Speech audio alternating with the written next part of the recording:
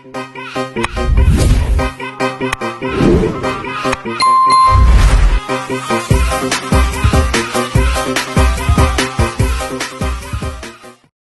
warahmatullahi wabarakatuh. Perkenalkan, nama saya Faisal Lubis.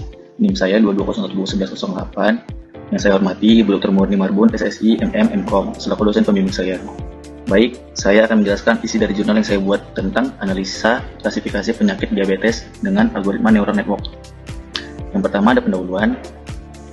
Di antaranya ada peningkatan global, diabetes menjadi masalah kesehatan serius dengan peningkatan kasus secara global. Yang kedua, situasi Indonesia. Indonesia mencatat 20,4 juta penderita, menyoroti kebutuhan mendesak akan solusi. Yang ketiga, kebutuhan sistem akurat. Diperlukan sistem prediksi dini yang akurat untuk penanganan yang efektif. Yang keempat, peran JST backpropagation. Algoritma ini mampu mengenali pola kompleks dalam data medis untuk diagnosis. Yang kedua, ada rumusan masalah penelitian. Di antaranya ada penerapan JST backpropagation. Bagaimana efektivitas penerapan jaringan saraf tiruan backpropagation dalam prediksi penyakit diabetes. Yang kedua, pengaruh arsitektur dan hyperparameter. Bagaimana pengaruh variasi arsitektur jaringan dan hyperparameter terhadap kinerja model prediksi.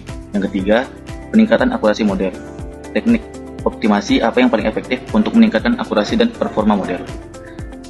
Di sini ada tujuan penelitian, di mana diantaranya ada mengkaji secara komprehensif penerapan algoritma backpropagation untuk prediksi diabetes. Yang kedua, ada menganalisis dampak berbagai arsitektur, hyperparameter, dan teknik optimasi terhadap akurasi model. Yang ketiga, ada menganalisis 30 jurnal terkait untuk mengidentifikasi konfigurasi dan metode terbaik. Adapun metode penelitian, yang dimana diantaranya ada sumber data, ada IEE, ScienceDirect, SpringerLink, dan Google Scholar sebagai basis data utama. Yang kedua, rentang publikasi. Fokus pada artikel yang diterbitkan antara tahun 2020 hingga 2025 untuk relevansi terkini. Yang ketiga, fokus analisis, yang dimana ada jaringan saraf tiruan, backpropagation, prediksi diabetes, dan matriks evaluasi model. Tahapan penelitian, identifikasi masalah, penentuan masalah utama, dan topik penelitian yang spesifik dan relevan. Yang kedua, pengumpulan artikel, pengambilan 30 artikel jurnal ilmiah yang relevan dari database terpilih. Yang ketiga, analisis mendalam, analisis metode, hasil, akurasi, dan dataset yang digunakan dalam setiap artikel. Yang keempat, penyusunan kesimpulan, formulasi kesimpulan berdasarkan tren dan temuan signifikan dari tinjauan pustaka. Hasil tinjauannya, yang pertama, optimasi hyperparameter, grid search, dan genetik algoritma meningkatkan akurasi model sebesar 4-6%. Yang kedua, ensemble learning, kombinasi deep neural network atau DNA dan backpropagation mencapai akurasi tertinggi, yaitu 97,5%. Arsitektur JST, konfigurasi 2 hidden layer dengan masing-masing 10 neuron mencapai akurasi hingga 97%. Algoritma pelatihan, Bayesian regularization menunjukkan performa kuat dengan akurasi 90,8%.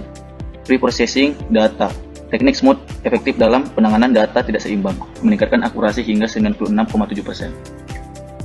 Adapun dataset dan metrik evaluasi, yang pertama ada dataset populer, PIMA Indians Diabetes atau disingkat UCI, dataset yang paling sering digunakan dalam penelitian ini.